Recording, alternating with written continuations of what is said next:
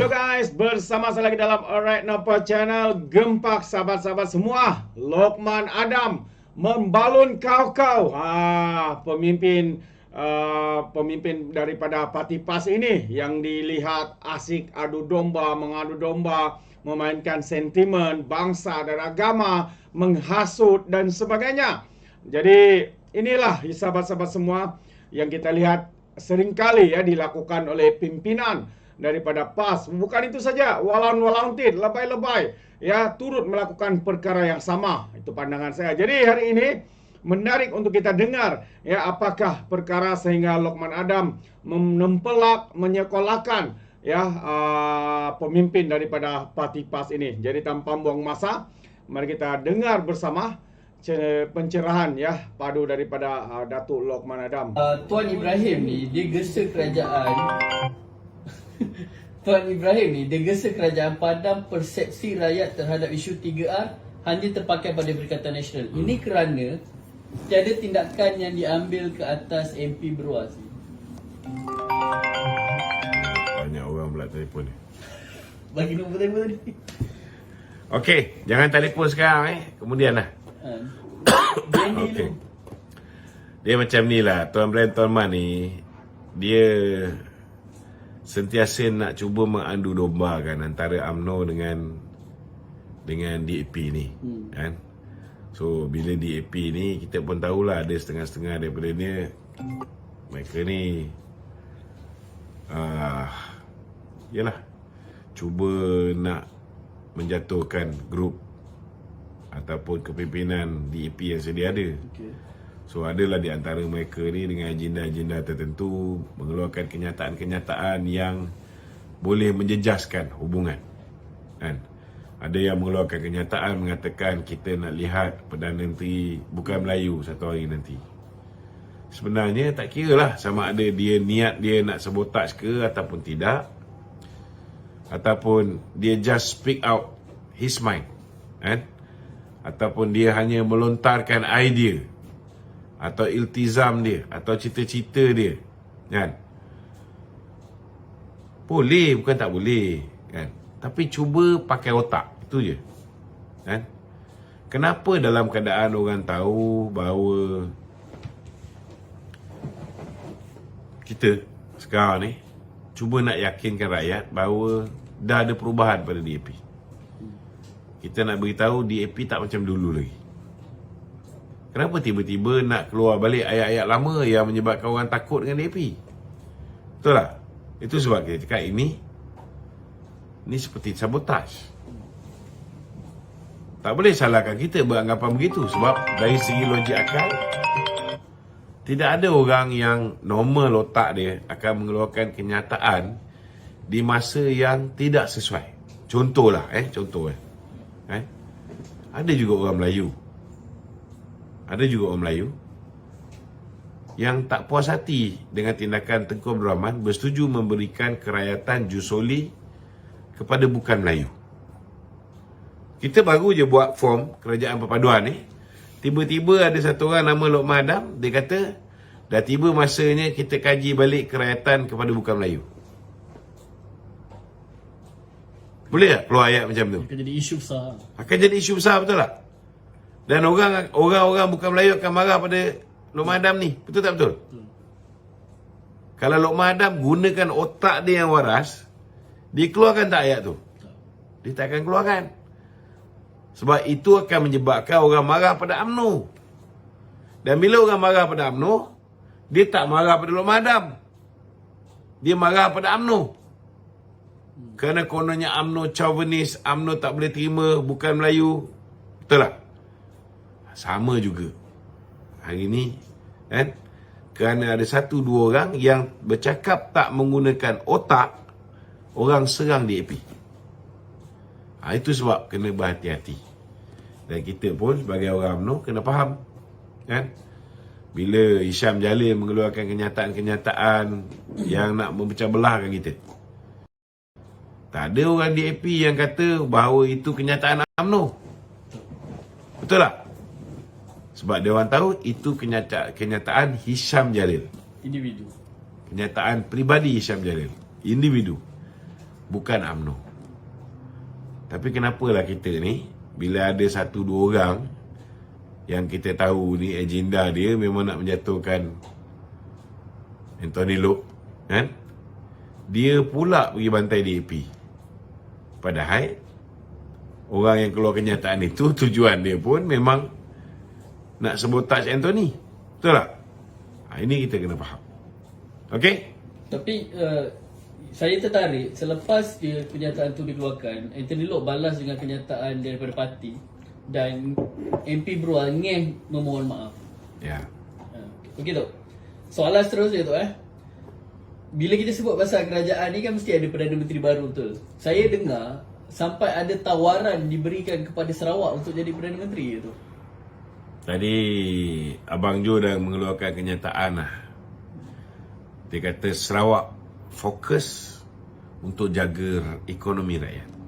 Dan Sarawak akan bersama dengan kerajaan perpaduan di bawah pimpinan Datuk Seri Anwar Ibrahim. So cerita-cerita ni, langkah Dubai ke langkah apa pun, bazir masa dia kata. Kan? So itu satu indikasi yang jelas bahawa apa pun langkah yang dibuat oleh Perikatan Nasional ni akan berhadapan dengan jalan buntu. Kan? Tidak akan beroleh sebarang kejayaan. InsyaAllah. Okey? Tun Mahathir dia ada dakwa, dia kata kalau nak ada nak naik Tak apa, jangan cakap. kalau nak siasat Tun, siasat semua Tun, adakah ini termasuk dengan Tun yang berada di Sarawak itu? Tak tahu lah. Jangan bazir-bazir lah kita melayan Tun Mahathir ni. Okey. Musang King, silakan Musang King. Sedap ni Musang King ni. Assalamualaikum. Musang King.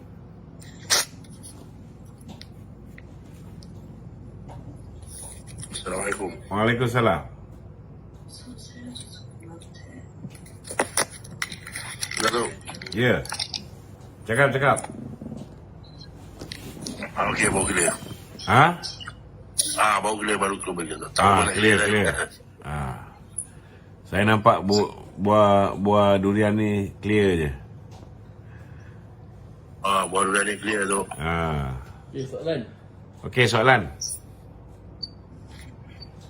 Tu, saya nak tanya soalan ya. Apa pendapat tu mengenai kenyataan yang tu pernah buat mengenai PMX suatu ketika dulu sebelum PMX dijadikan dinaikkan sebagai Perdana Menteri. Banyak kenyataan-kenyataan yang Datuk pernah buat mengenai itu sekarang ni nampak kontra berbalik pada 300 Murayah. Dia macam inilah ni Musang King. You pernah dengar tak Muhyiddin Yassin cakap PAS parti ajaran sesat? Pernah. Lepas dia bergabung dengan PAS, dia cakap lagi tak? Tak ada lagi. Tak ada lagi kan? Ya. Sama lah tu. Kan? Yang buat keputusan tak bagi peluang BN mengentas secara bersendirian ni ialah rakyat kan? Ya, betul. Betul lah. Jadi bila rakyat tak bagi BN menang, tak bagi PN menang, tak bagi PH menang, tuanku titahkan PN kerjasama dengan PH. Kalau PN kerjasama dengan PH, musuh kami tetap masih lagi Pakatan Harapan dengan PN. Betul tak? Tapi disebabkan PN tak nak kerjasama dengan PH, maka tuanku titahkan BN kerjasama dengan PH. Sekarang kita dah berkawan dengan musuh kita. Takkan kita nak ulang balik apa yang cerita tak baik kita cakap pasal kawan baru kita. Betul tak? Macam kita dulu, masa kita dengan girlfriend kita berkawan, bergaduh. Berkawan, bergaduh. Last kali kahwin. Takkan dah kahwin, kita nak cerita buruk pasal bekas bini dengan bini kita ni sekarang ni. Betul tak? Ada kala kita terpaksa diamkan, kita diamkan lah. Macam tu lah pendekatan yang diambil oleh Muhyiddin Yassin. Itu juga pendekatan yang diambil oleh Mahathir. Mahathir dulu kata PAS ni parti ajaran sesat juga. Kan? Siapa yang mati di Memali tu mati katak. Hari ni dia naik petas PAS pakai baju PAS lagi. Cuma dia belum pakai kepiah dengan serban je. Okey tu. Jadi jawapan tu pun saya bersetuju, saya agree. Datuk bagi jawapan tu yang bijak. Alhamdulillah. Saya salut. Saya ni tu, saya tidak memihak kepada mana-mana. Cuma saya nak mencari yang betul, kita sokong betul. Yang salah, kita kata salah. Ini kita bersifat bersetuju dan tidak bersetuju Datuk. Saya macam ni Datuk. Saya tengok dalam politik mutakhir ni Datuk, kebanyakan politik-politik ni boleh dikatakan semua parti pernah bekerjasama di antara satu sama lain. Datuk bersetuju tak? Betul? Betul kan? Ada. Yang dulunya musuh, betul-betul musuh, dijadikan sebagai kawan. Yang dulu sebagai kawan, tidur sebentar, peluk sebentar, selimut, satu kali selimut, dijadikan musuh. Itu lumrah dalam politik. Betul. Cuma Datuk, saya nak tanya Datuk. Itu yang memudahkan kita sebenarnya. Kenapa UMNO sekarang ni senang kerjasama dengan DAP? Sebab semasa PAS bekerjasama dengan DAP, PAS dah sucikan DAP. Video-video tu banyak, kita boleh keluarkan balik. Semasa bersatu bersama dengan DAP, mereka juga dah sucikan DAP. Jadi hari ni, bila diorang kata macam-macam pasal DAP, kita keluarkan balik je. Video-video diorang sucikan DAP, video-video bersatu pun sucikan DAP, kan? Ya Datuk. Okey, kita berbincang Datuk . Saya suka dengan Datuk. Sebab Datuk adalah orang yang petak berkata-kata. Saya di mana Datuk turun sampai ke pantai depan, saya akan ikuti viti Datuk. Sebab saya suka Datuk punya ucapan. Cuma Datuk, saya nak tanya mengenai dengan DAP tu. Bagi saya kurang bersetuju lah PAS menyucikan DAP. Cuma masa PAS bersama dengan DAP dulu, ataupun bersatu bersama dengan DAP, bila berkawan tu, ialah macam sekarang pun UMNO dengan DAP, harap-harap tu kekal lama. Tetapi waktu sekarang, biasalah apabila bau wangi, apa pun wangi Datuk. Tapi nanti, bila dah start mula berbusuk, yang wangi pun dia busuk. Itu lumrah dunia. Dia Cuma macam Datuk, ni, dia tak kira lumrah tak lumrah. Kalau DAP tak betul, kita balun. Saya setuju betul. Betul. Kita tengok bila PAS dulu dengan DAP, bila DAP tak betul, dia balun tak? Ada tak pernah tengok? Saya tak ada. Sama juga bersatu. Bila dia bersama dengan DAP, macam-macam DAP buat, ada dia balun tak? Tak ada. Betul lah. Sekarang ni Alhamdulillah, setakat hari ni, bila Ramasamy duk bantai pasal penjawat awam dikuasai Bumi Putra, kita balun tak cukup tanah. Bila Lim Kee Siang bantai pasal nak Perdana Menteri bukan Melayu, kita balun. Bila Tan Kok Wai nak pilihan raya PBT, kita balun. Kita tak tunduk dengan DAP. Ini kena faham itu bezanya. Dan satu saya nak beritahu, kelebihan kita ialah kita berkawan dengan DAP yang sudah belajar melalui kesilapan dia. Dia berada dalam kerajaan 22 bulan, kan? Akibat daripada silap cakap, akibat daripada terlajak perbuatan, mengguris hati orang Melayu, mengguris hati orang Islam. Apa jadi pada DAP? Daripada ada kuasa, hilang kuasa. So, generasi baru ni, dia belajar melalui kesilapan orang lama. Dan YB Anthony Loke ni, dia ialah generasi baru DAP. Dia belajar melalui kesilapan orang lama. So, ini memudahkan kerjasama antara UMNO dan juga DAP. Tapi kalau besok lusa, macam you cakap kan, you cakap ni kalau tengah cantik, bau wangi apa semua sekali, tak ada, kita tak pakai macam tu. Engkau tak betul sekarang juga kita bantai, kita tibai. Kita tak peduli. Kita tak tunggu dah berpecah baru yang busuk pun jadi wangi. Tak ada. Kan? Sekarang time wangi pun kau cakap melampau je, kita bantai. This is our stance. Ini pendirian kita. Tapi kita punya nasib baik sebab DAP hari ni belajar melalui kesilapan orang lama. So mereka sangat berhati-hati. Yang tak berhati-hati keluar kenyataan ni ialah orang yang nak menjatuhkan Anthony. Ini kena faham.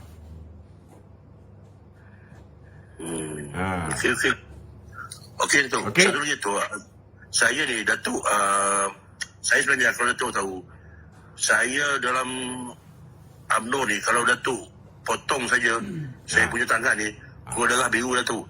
Saya dekat kampung saya. UMNO merah. BN. UMNO merah, biru tu BN. UMNO merah, biru tu BN. Merah tu sekarang lah tu. Dulu mana ada beg merah. Saya daripada tahun 90-an dulu lah tu. Semua biru lah tu kan. Dulu Yalah, biru tu hijau je. Okey, saya tanya lah tu. Apa nama dalam kerajaan sekarang, saya rasa tak perhati satu je lah. Apa yang pucuk pimpinan kita dia kata yang diperjuangkan dulu selama 25 tahun, apabila diberi kuasa sekarang ni, saya nak tanya, kenapa banyak yang dia kontra 3 tahun belajar? Saya betul-betul Contoh, bagi contoh. Contohnya lah, dia katakan soal harga minyak nak turun, tak turun. Okey dah, macam ni nanti. Sekejap. Ya. Pertama sekali saya nak beritahu, UMNO tak pernah bersetuju dengan konsep bagi subsidi pukal. Itu sebab pada 1 Disember tahun 2014, Datuk Seri Najib telah tarik subsidi pukal petrol diesel ni, kita gantikan dengan subsidi bersasar. Ini apa yang Datuk Seri Najib buat. Memang betul Datuk Seri Anwar dulu ada janji nak turunkan harga minyak, tapi masa dia berjanji tu kan, harga minyak kat Saudi tu baru 50 sen. Kan? Hari ni harga minyak Saudi lebih mahal daripada harga minyak di Malaysia. Dan saya ucap terima kasih kepada Datuk Seri Anwar kerana dia tak ikut ego dia. Kalau dia ikut ego dia, tentulah dia nak tunai janji dia yang dulu. Tapi sekarang ni sebab dia bukan pemerintah secara mutlak tau, kena faham.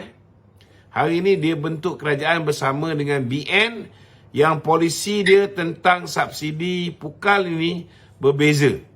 Dan dia korbankan ego dia, dia dengar juga pandangan daripada BN. Sebab kita ni ada pengalaman. Pengalaman kita zaman Datuk Najib tu, dulu kenapa kita tarik subsidi minyak ni? Kan? Kita tarik subsidi minyak ni kerana pada ketika itu subsidi ni untuk 2014 kos dia 22.34 bilion. 22.34 bilion ni untuk RON95 diesel LPG gas bermasak. 3 barang ni 22.34 bilion, tapi yang menikmati dia 30% B40 dan lagi 70% pergi kepada M40 dan the top 20. Jadi mana datang logiknya subsidi minyak ni diberi pada orang kaya lebih pada orang miskin? Musaking. Betul. Logik tak? Ya, jadi kita patut terima kasih pada Datuk Seri Anwar kerana dia buang ego dia. Dia ikut cakap kita. Lebih-lebih lagi sekarang ni subsidi RON95 diesel ni semua 25% je yang pergi kepada B40. Yang lain pergi pada M40 dan top 20. Lagi banyak. Tapi tu, saya nak beritahu lah. Ya. Dia macam saya orang berniaga kan tu. Saya berniaga di Klang Valley ni. Memang terasa lah dengan kos harga barang tu. Betul lah. Kalau orang tu mengatakan harga naik. Musaking. Saya tak faham apa gilanya awak nak terasa ni. Belum start pun. Macam mana kau rasa? Bukan saya cakap harga barang. Subsidi minyak tak? Subsidi minyak dah tarik balik ke? Belum kan? Saya cakap bukan harga minyak. Saya cakap harga barang. Oh. Harga barang ni aku nak beritahu dengan kau. Harga Ah, barang betul ni tu. bergantung kepada Betul tu. penawaran dan permintaan. Mana ada satu kerajaan dalam dunia dia boleh kawal harga barang ni? Tak ada. Kecuali kalau barang tu kita bagi subsidi. Contohnya aku bawa balik ke Thailand ni. Ah, Bila aku berada di Thailand ni, aku bawa kereta tau. Okay? Baru aku rasa cukup bersyukur jadi rakyat Malaysia ni. Sebab apa tau? Bila aku isi minyak kat Malaysia ni, tangki penuh Alphard ni, boleh masuk 140 lah. Tangki penuh 140. Kata aku isi minyak kat Thailand, aku isi minyak tangki penuh RM362. RM362. 2.6 kali ganda tau. Cuba bayangkan kalau kita bukan rakyat Malaysia sekarang ni. betul. Tetapi yang lebih mendukacitakan, hari ni rakyat Malaysia patut bayar RM362. Rakyat Malaysia dah lah bayar 140. Yang bayar 140 ni, dia nikmat berapa? 362, 140. 220 subsidi kerajaan. 220 subsidi kerajaan. Macam aku pakai Alphard, aku dapat 220. Cuba bayangkan kalau orang yang B40, yang pakai kancil, yang pakai Myvi ni, tangki minyak penuh boleh isi RM50. Berapa sen dia dapat? Adalah kalau 2014 dulu dalam RM17.40. 1 liter dapat 68 sen subsidi. Sekarang ni subsidi lebih tau. Kita nikmati subsidi lebih tau. RM1 lebih tau. Bukan sikit tau. So habis kalau B40 orang miskin yang pakai motosikal saja, yang sekali isi minyak 3 liter, 4 liter, macam mana? Adil tak? Duit kekayaan negara ni kita bagi kepada the top 20 lebih banyak daripada the B40. Datuk Seri Anwar dia fikir benda ni juga. Kalau dia tak fikir benda ni, maka lebih baiklah kita kayakan yang bertambah kaya. Itu yang kaya bertambah kaya, yang miskin apa kedana. Itu sebabnya kita kena betulkan cara kita bagi subsidi bersasar ni. Sekarang kita dah lancarkan apa yang dipanggil sebagai padu. Padu ni, dia akan ambil data macam-macam. Ni pun ada yang bangang yang membantah padu ni. Sebab dia tak faham apa itu padu. Dia ingat ambil data baru daripada orang ramai. Tidak. Kita kumpulkan data yang sedia ada di pengkalan data di semua kementerian, agensi segala macam tu, 200 lebih. Campurkan semua sekali, letak satu tempat. Supaya bila kita dapat maklumat yang lengkap, kita baru tahu bahawa ada orang dia B40 tapi dia ada anak ramai, dia lebih memerlukan daripada B40 yang anak seorang dua. Tapi dia M40. Lepas ni pula kemungkinan besar orang yang top 20 pun boleh dapat bantuan. Sebab anak dia mungkin ramai. Dia ada benda-benda lain semua sekali. So, maklumat-maklumat ini akan membolehkan orang yang tak layak sebelum ni boleh jadi layak, dapat bantuan kerajaan. Orang yang layak sebelum ni, rupa-rupanya ada kereta, baru beli pula tu. Kereta dia mungkin 2000cc ke atas. Kalau sebelum ni layak, lepas ni jadi tak layak. Data ni semuanya dah dikumpulkan di bawah padu. Untuk memastikan bahawa orang yang betul-betul layak mendapat bantuan daripada kerajaan lepas ni. InsyaAllah. Okey, Tuan. Saya dah dengar penjelasan Datuk. Okey, saya hormati, saya salut. ada betulnya apa yang Datuk kata. Cuma Datuk, jika kita bandingkan ekonomi kita dengan Thailand, macam Datuk bandingkan tadi, Datuk ambil satu sudut persepsi minyak, harga minyak. Ya, di Thailand harga minyak memang berbeza dengan kita, lebih kurang RM4. Kalau kita RM2, dia lebih kurang RM4 atau RM6. Itu di Thailand. Tapi Datuk, kalau Datuk betul perhati betul-betul, Datuk kerap ke Thailand, di Thailand banyak keistimewaan yang dibagikan kepada rakyat dia, tahu Thailand. Ya, apa dia? Dia tidak ada cukai pintu, walaupun dia tidak ada jajaran lebuh raya yang banyak tau di Thailand tu. Setahu saya. Kalau Datuk tengok di sana. So, mana bagus? Lebuh raya banyak yang bagus ke tak ada lebuh raya yang bagus? Lebuh raya banyak lah baguslah, jalan licin. Itu lah dia. So, Tak, kalau tak, nak tak, lebuh tak. raya banyak, Ya, Malaysia punya lebuh raya lah banyak. ya, tak dinafikan. Prasarana di Malaysia, lebuh raya memang cantik, diakui dunia. Kita bercakap soal kos hidup tinggi. Tetapi Thailand bukan negara pengeluar minyak, Datuk. Sebab itu harga minyak dia tinggi. Harga minyak dia memang mahal. Itulah yang kau tak faham. Aku nak tanya dengan kau. Kau tahu tak yang pengeluar minyak Malaysia ni net importer ke net exporter? Exporter.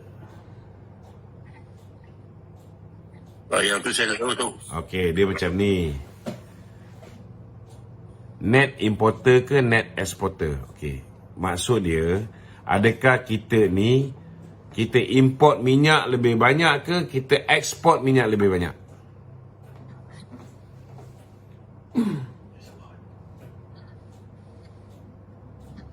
Apa tu? Kita ni Malaysia ni pengeluar minyak kan? Ya, betul-betul. Kita ekspor minyak lebih banyak ke kita import minyak lebih banyak? Nanti saya tahu lah tu. Ni saya nak beritahu. Kita import minyak lebih banyak daripada kita ekspor. Itu ramai orang selalu ingat kita ni macam Saudi Arabia. Saudi Arabia ini saya nak beritahu, dia punya pengeluaran minyak 17,5 kali ganda lebih banyak daripada Malaysia. Tapi harga minyak dia lebih mahal daripada Malaysia. Okey. Ya, betul. Okey. Kau baru tahulah ni. Kita Malaysia ni keluar 1 tong, Saudi keluar 17.5 tong. Itu saiz kekuatan Saudi. Tapi harga minyak Malaysia lebih murah daripada Saudi Arabia. Okey. Kedua, kita ni net importer. Maksud dia, kita import ni kan, lebih banyak daripada kita ekspor. Yang kita ekspor, minyak yang kita hasilkan ni minyak yang berkualiti tinggi tau. Minyak yang kita hasilkan ni ialah minyak untuk buat minyak kapal terbang, minyak jet semua sekali. Ini yang kita hasilkan, kita produce. Tetapi kita import minyak daripada Russia pun semua sekali lebih banyak daripada kita ekspor. Minyak yang murah kita boleh masuk. Ya. Minyak yang mahal kita jual minyak yang murah. Tapi tu kita nak bandingkan dengan Arab. Saya bercakap tu soal kos raya. Walaupun kita pengimport ataupun kita import lebih banyak daripada kita ekspor. Tapi dari segi kos sara hidup itu, kita bercakap soal currency, duit kita, semua nilai harga barang. Saya berlebih kepada bukan kita nak mencari siapa yang salah, siapa yang betul, tidak. Tak adalah, ni aku nak bagi kau faham je. Saya nak mencarikan soal tentang sara hidup. Saya bercakap sebab saya terasa dengan mutakhir ni, kekangan harga barang tu, kalau orang menafikan, saya tak percayalah. Mungkin orang tu dia tak pernah belanja dapur ke, dia tak pernah pergi ke pasar ke. Sebab kalau dia betul-betul turun, dia akan tahu harga barang tinggi tu. Serius saya cakap. Memang harga barang tinggi. Memang kalau ikut data, kadar inflasi Malaysia dah turun. Kadar inflasi Malaysia ni, nak beritahu antara terendah di dunia tau. Below 2% tau. Ya, betul. Kita punya harga, kadar inflasi, maknanya kadar kenaikan harga barang ni terendah di dunia. Tetapi memang harga barang tu dia akan sentiasa naik. Kan? Yang masalah dia tak setimpal dengan kenaikan kadar gaji.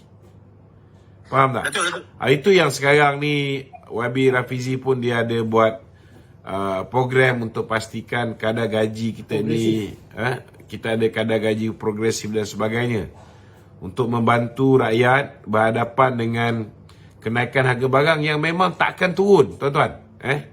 Sebab apa? Macam mana nak turun? Contohnya, kalau kita ada minat minum Milo lah, contoh Milo, betul tak?